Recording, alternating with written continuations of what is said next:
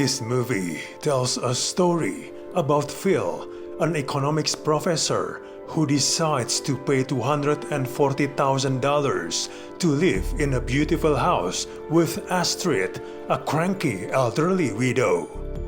First of all, the movie understands the housing crisis at hand, especially among the millennials, as it explores a down-on-his-luck professor whose dreams of home ownership seem out of reach. Unfortunately, this movie is a mess. The script is bland and witless, while the character and the story are undercooked and unfocused. The script is full of strange tonal shifts, as the end product is a tonally confused comedy drama that slowly forgets to keep up the comedy despite the efforts and many a slapstick moment from its main star.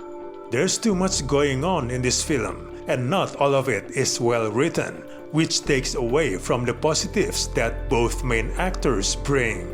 There are tonal shifts that happen so quickly and randomly in the movie that it's hard to keep track of the situation between characters and why they are even mad at each other in the first place. The movie doesn't seem to know what it wants to be. Is it a screwball comedy, a character study, a slapstick comedy, or a satire? It doesn't work as either of those types of films. Its good ideas in near equal proportion to its bad ones, feeling less like a polished production than a film first draft released as a rough cut.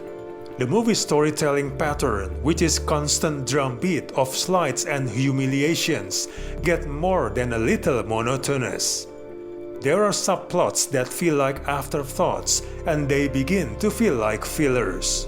It doesn't help that the main character is often obnoxious and a bad role model who's hard to like or to root for.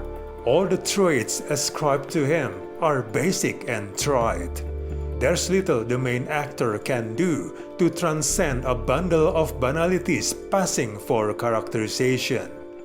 There's no character development.